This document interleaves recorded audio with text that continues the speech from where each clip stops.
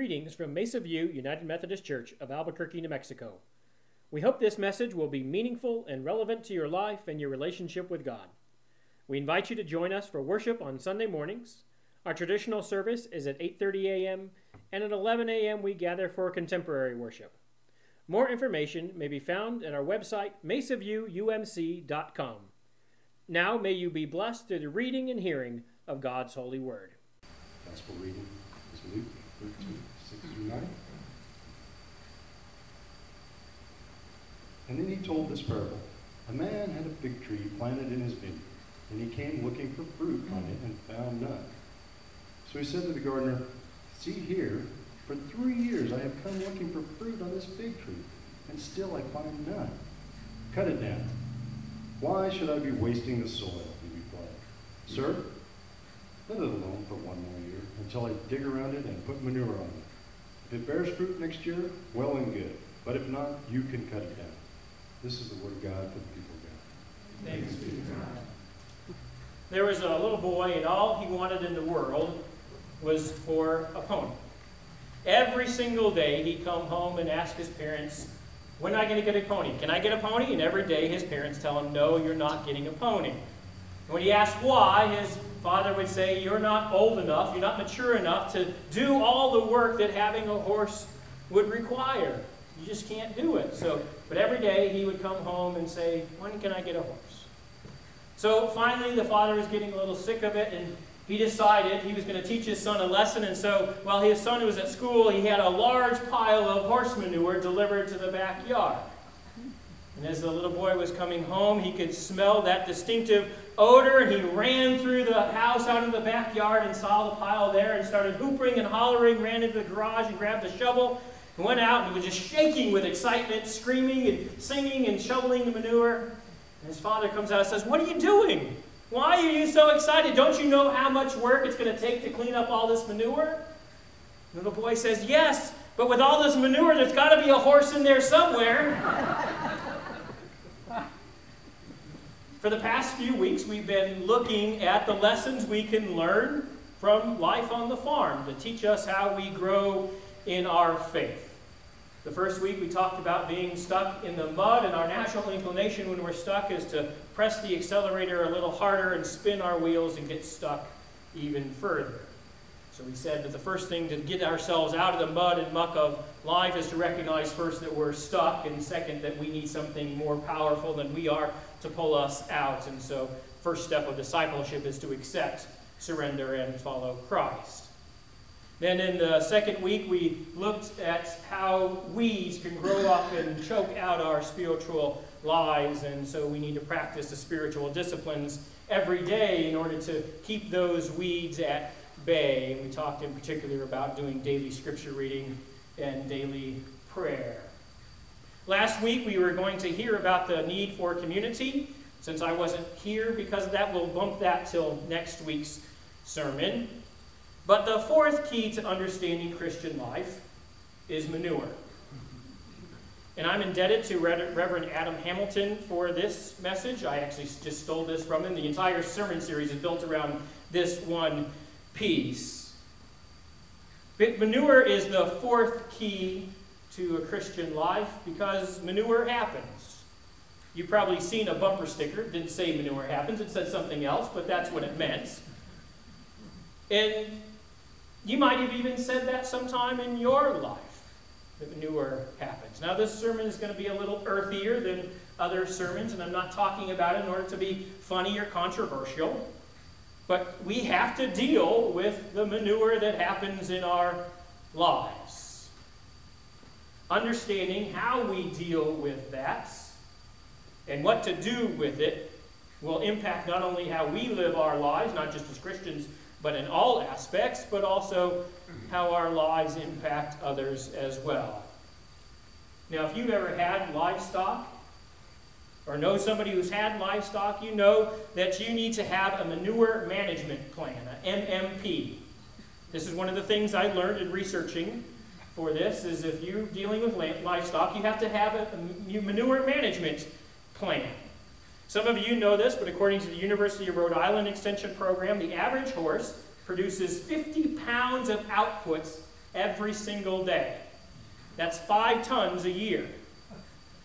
One of the members of the last church we served owned a dairy farm, and I asked him one day, how much does a cow produce? And he said, I don't know, but it's a lot. The University of Washington Extension Program says a typical dairy cow produces 148 pounds of manure a day. That's 27 tons a year. And when you multiply that by the more than 300 head that he had, you end up with a lot of manure. And so I asked him if he had a manure management plan. He said, yeah, because if you didn't, you'd get overrun. You wouldn't be able to do what you needed to do. Now, one of my favorite stories from Al, the owner of the dairy, said that he was out milking his cow one day, or one of his many cows, and there's flies around dairy cows, and a fly came in and it flew into the cow's ear. He thought, well, that's a little strange. And then the cow started jerking and jumping around, and then soon the fly came out the cow's udder into the milking machine. But you know, as they say, in one ear, out the other. There's a lot of agricultural jokes, just so you figure that out. Now you might say, well, cows producing 148 pounds, horses 50 pounds. I don't have nearly that much. But even a 4-pound hen produces 1/4 pound a day. That's 91 pounds a year. Just a little bit adds up over time. And so all that manure has to be dealt with, has to be managed somehow. So we're going to talk about how do we create our own personal manure management plan. You know, you can just say, I now have an MMP because I went to church this morning. There are several things that can be done with manure. The first is that you can just ignore it, just leave it wherever it falls. That's our MMP with our dog. And just sort of out there, and then as soon as you go out, you have to watch for all the little bombs in the backyard, and eventually you can't ignore it anymore, and you have to scoop it all up and get rid of it. You can try to ignore it, but you can't really ignore it because it's still there. It's not really effective. So the next thing you can do is try to collect it all together and just put it in a pile somewhere. But the more of it you get, the bigger that pile gets, and pretty soon you can't put any more on the top of it, and so it starts spreading out, and it gets bigger and bigger and wider, and it starts attracting bugs and flies, and it starts stinking all to high heaven, and it's not just affecting you, it's also affecting your neighbors and everyone else that's around you. It just doesn't go away. So we can't ignore our manure, and we can't just pile it up. The third option is we could decide to bury it.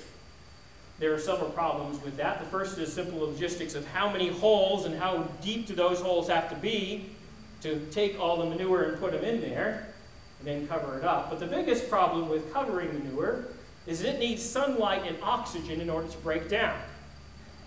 And so if you take that manure and you bury it, and 30 years later you come and take off that top layer of dirt, what are you going to find? Fresh manure. We say that time heals all wounds, and that's true for some things, but for most things, you bury it and it's still there, just festering under a thin layer of something else. So we can't ignore it, we can't pile it, we can't bury it. Perhaps we could burn it. Do you know that you can burn manure? Well, you can, but it has to be really dried out. That was one of the things that cowboys and ranchers, people used for fires, was dried buffalo chips. But if it's not dry, it doesn't burn very well. And so then you have to use chemicals to burn it. And it'll burn, but it'll catch other things on fire, and it puts out god-awful smell and a lot of smoke. And it doesn't just burn by itself. You have to keep adding more and more and more chemicals to it to try and deal with the manure that's happening. And it affects everybody, not just you in trying to burn it with chemicals. So you can't ignore it. You can't pile it up. You can't bury it. You can't burn it.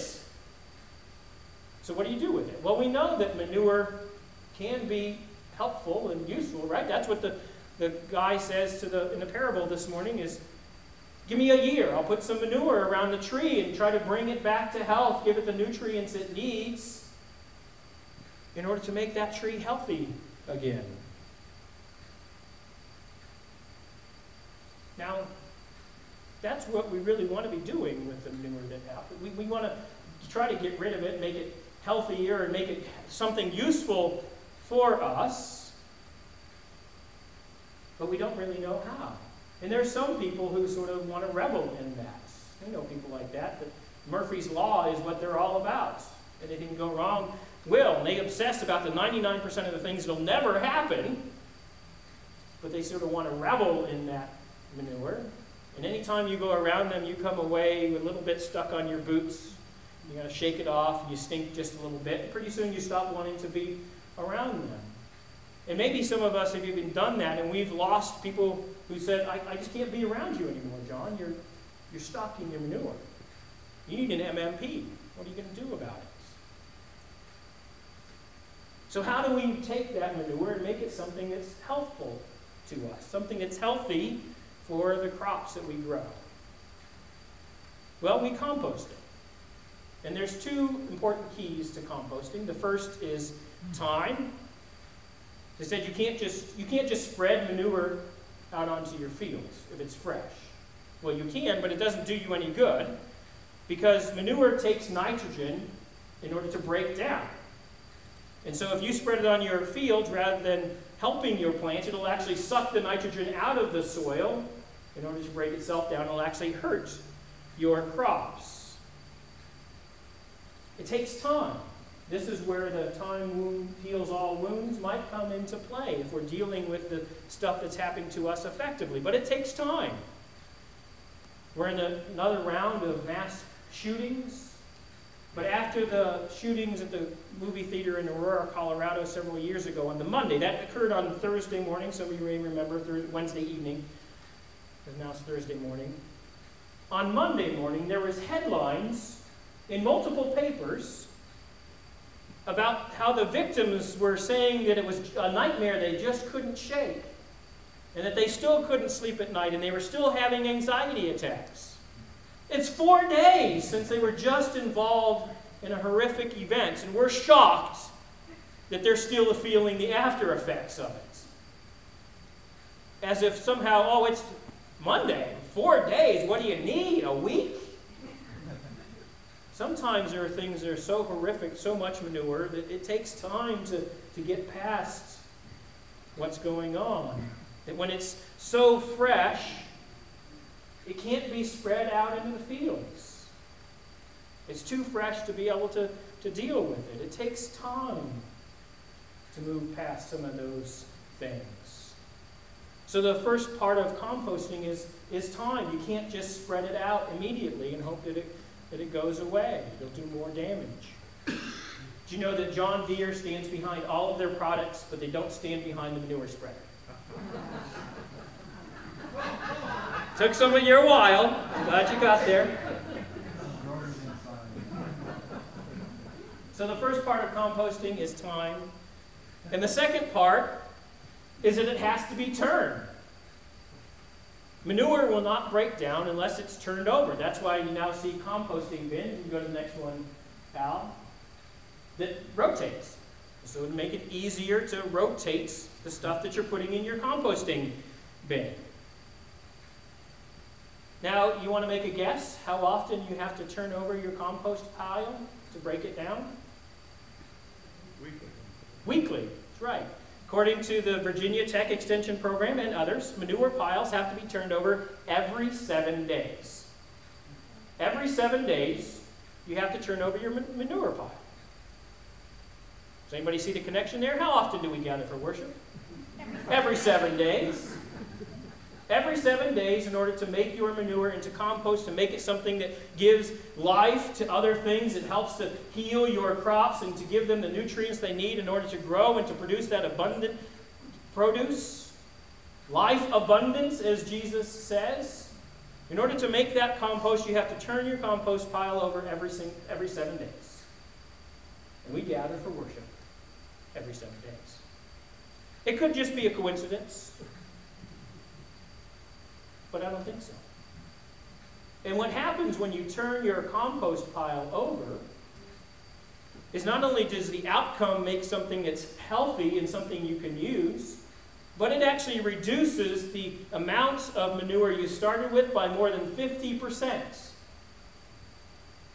And it reduces, there's no longer smell, there's no longer flies, there's no longer parasites. All the bad things go away when we turn our compost pile over every 7 days. And we should be doing the same thing here.